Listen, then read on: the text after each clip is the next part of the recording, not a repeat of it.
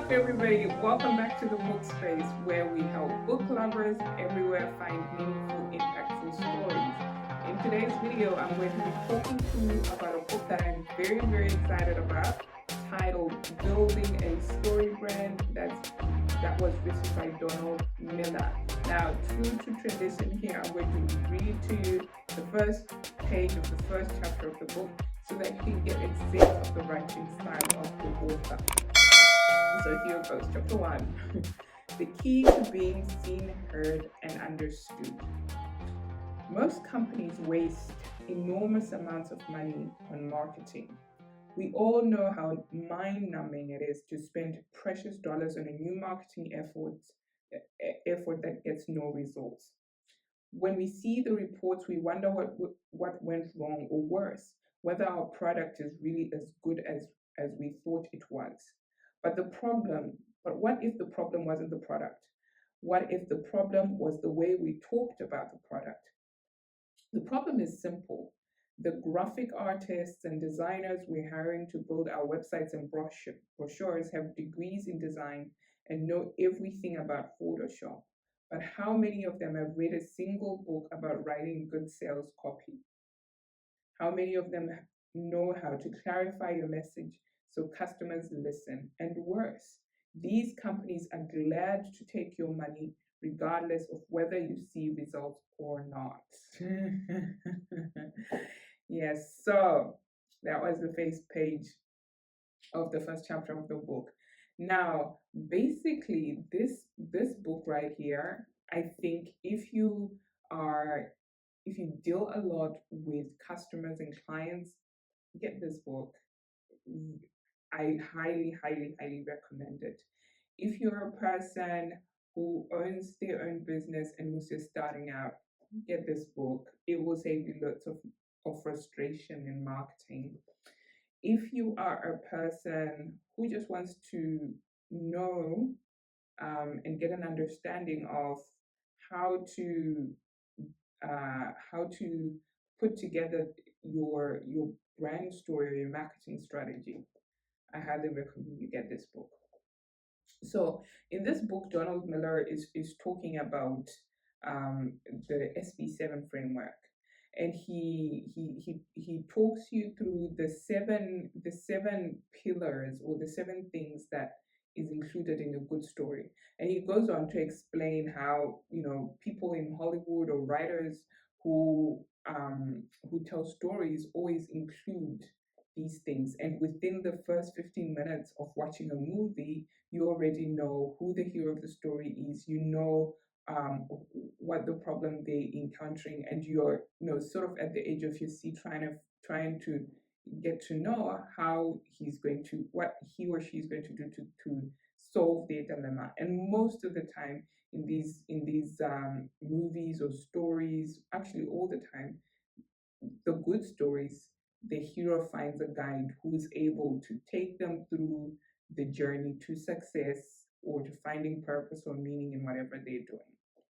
So he sort of he goes through the seven pillars of good storytelling, and he even has like exercises throughout the book as checks, so that you're not only reading all this information, but you're actually practically trying to come up with your own brand story.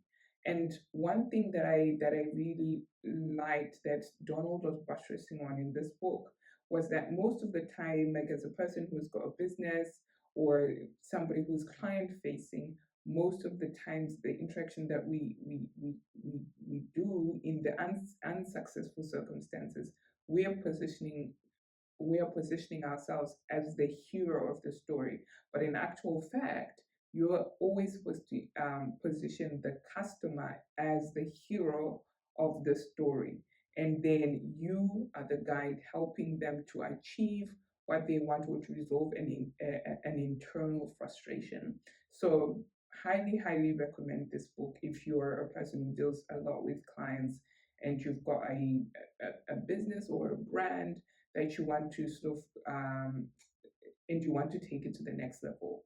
I would highly recommend this book. Now, for the main lesson that I got from this book, right, other than all the great things about, positioning your customer, positioning yourself, and the SB7 framework. Other than all the tools and the templates that they gave us to help us write our brand story, I really, really liked this part here. I will read it out to you because I don't think I can say it any better.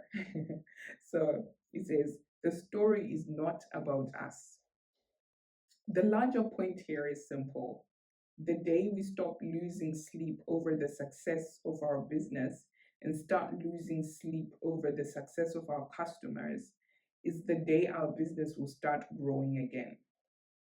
If we're tempted to position our brand as the hero because heroes are strong and capable and the center of attention, we should take a step back.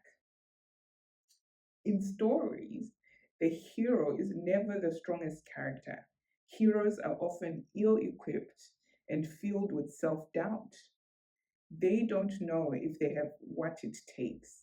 They are often reluctant, being thrown into the story rather than willingly engaging in the plot.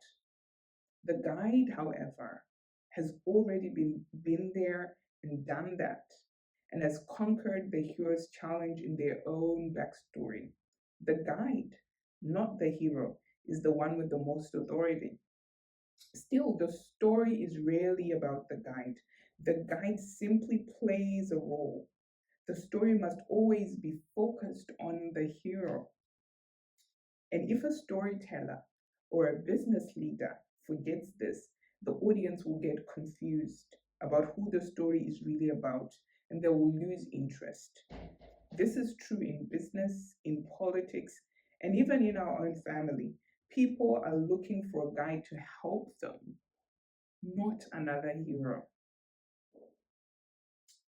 Those who realize the epic story of life is not about them, but actually about the people around them somehow win in the end. It's counterintuitive, but it's true. In fact, leaders who think the story of life is all about them may achieve temporary successes, but are usually remembered in history's narrative as a villain. So there you go, folks. That was it for me this week. Thank you so much for hanging out with me today. I really appreciate your company. Please let me know in the comment section below if you've read it. If you've read this book or any other works from Donald Miller, I would love to know. And don't forget to subscribe to my channel so that you get notified every time I release amazing content. And you already know I'll be keeping the books coming. Good, impactful, meaningful stories. Thank you so much for hanging out with me, guys, today. Until next time, see ya.